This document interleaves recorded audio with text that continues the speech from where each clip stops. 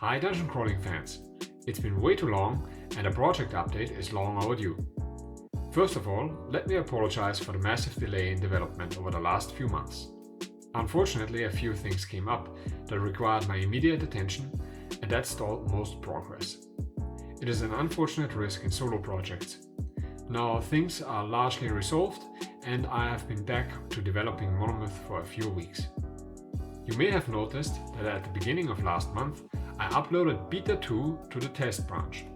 A few issues still remain, but it's going to be on the main branch today. So let's go through all the new content and how we will continue from here on out. For the most part, Beta 2 became a full rebuild of the game's second area. The mines were originally meant to be restructured, however, the complex vertical layout made a useful restructuring relatively hard, and there was no guarantee that the map would work much better as a game environment later. Therefore, I settled with a full recreation of the area, taking over only various concepts and minor sections.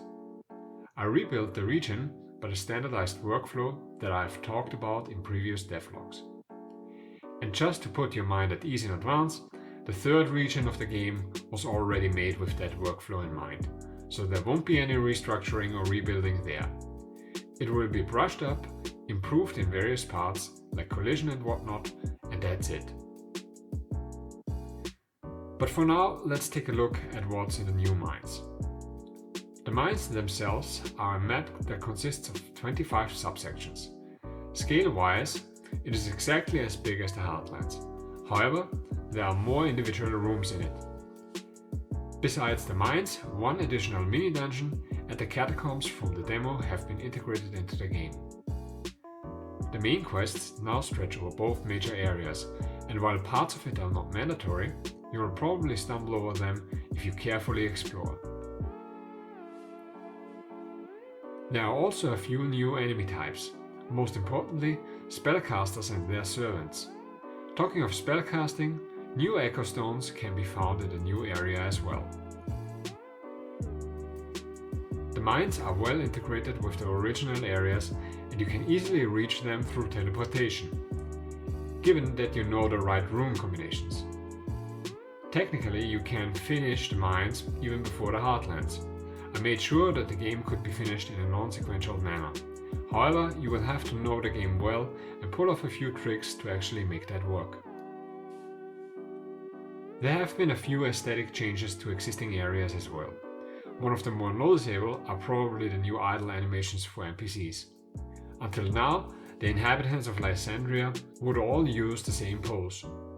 With the new update, you can find them arguing, squatting, crossing their arms, praying, and so on.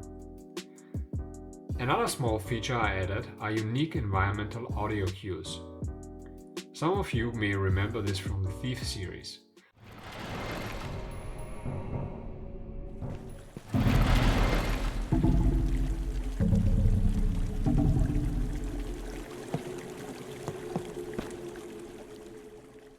Whenever you enter a specific section for the first time, you will get an audio cue, which adds quite a bit to the atmosphere and draws your attention to important locations.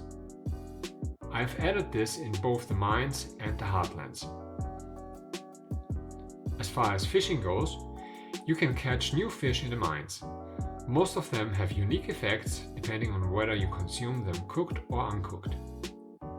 Lastly, there have also been plenty of bug fixes and small adjustments in combat encounters.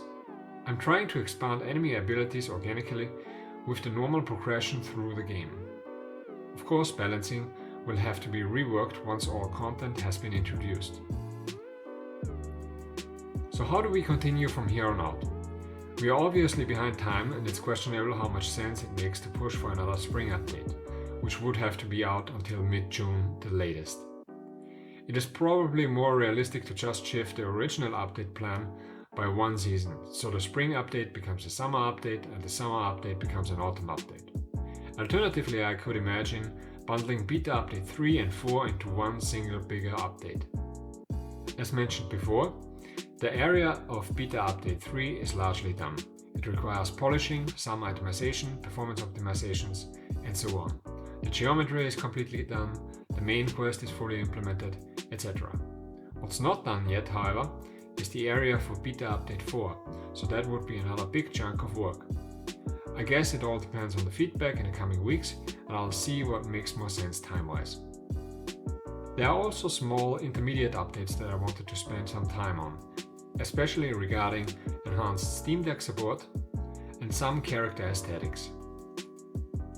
We'll have to see how that ideally fits into the schedule as well. Anyway, Beta Update 2 is now on the main branch, and I hope you will have fun playing and testing it. That's all from me for the moment. I'll keep you updated and see you soon.